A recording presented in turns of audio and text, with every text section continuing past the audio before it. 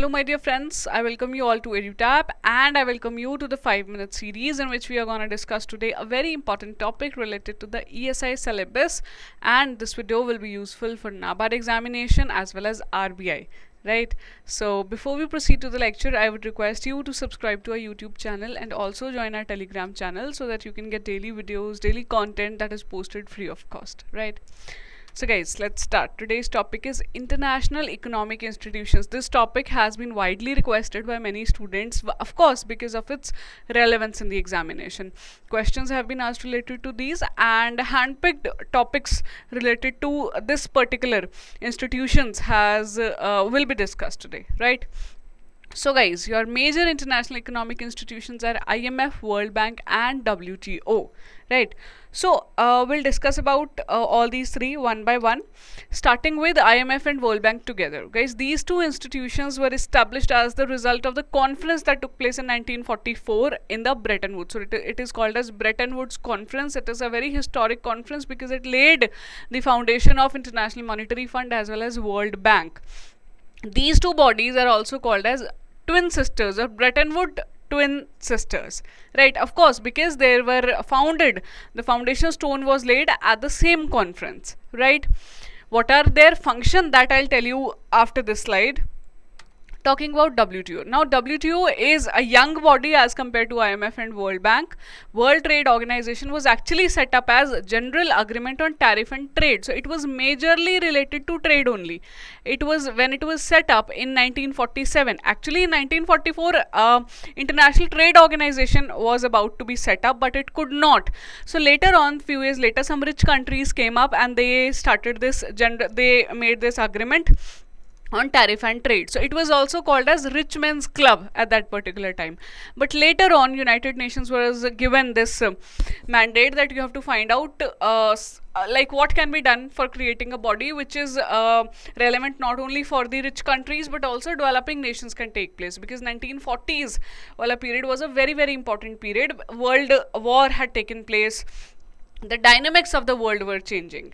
So UNCTAD actually came into picture when WTO again had to come, but UNCTAD came into picture. Then finally, guys, WTO, the mandate was, it was decided that it needs to be expanded, and then Uruguay round took place in 1993.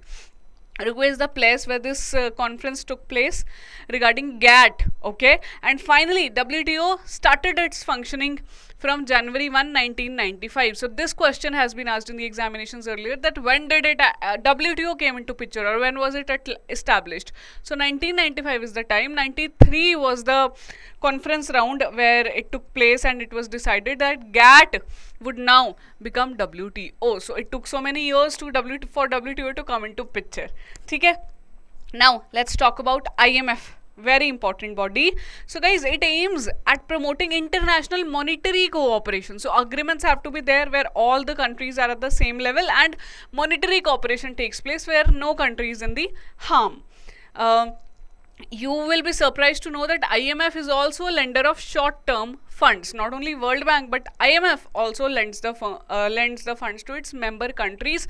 But why?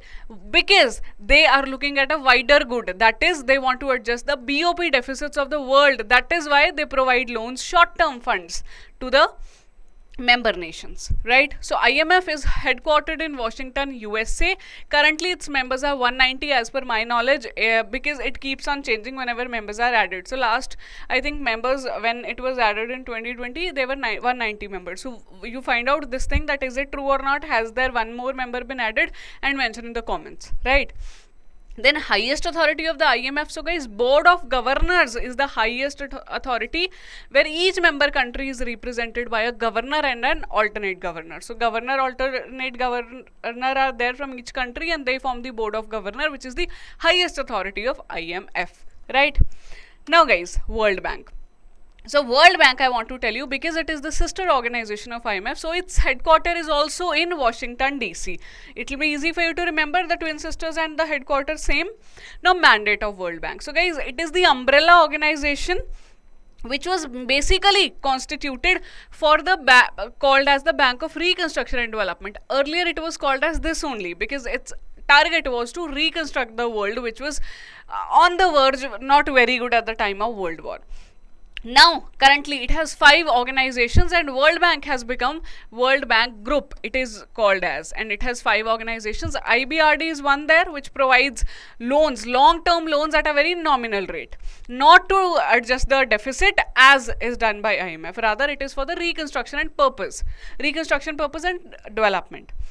Then International Development Association is there, IFC, International Finance Corporation, Multilateral Investment Guarantee Agency, MEGA it is called as, and International Center for the Settlement of Investment Disputes.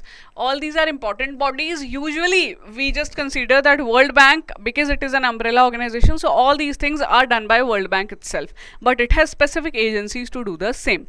Different works, as you can see, investment disputes are also settled there. Then if a nation wants, let's say developing nations or a poor nation wants loans, then World Bank would probably come there and provide the guarantee and will also give them loans. So all these things are done by World Bank, right? Moving on to WTO, again very important body, World Trade Organization. The aim is to strive to create a liberal and open trading environment where business enterprises can trade under fair competition. The trade has to be fair. This is what it is trying, that no country, no member should be able to leverage their advantages. They will put up such clauses or such principles. On the same lines, WTO basically has 4 broad principles that I have mentioned here, on which the agreement works. Most favored nation treatment, which basically means that no nation should be given a special treatment, rather all nations should be favored equally. National treatment is you should give the goods of other country the same treatment as you give to your own nation. Protection through tariffs. Of course, tariffs you can levy. No one should come and just dump everything in your country like China does usually. They'll drop the rate so much that it will be available for so low price. So at that point of time, you can lay out tariff, which India does also. China was just an example. And bound tariffs are also there, that they have to be there, right? So WTO is headquartered in Geneva, Switzerland. This is again important. All the important things related to 3 organizations we have covered. I hope this lecture helps you.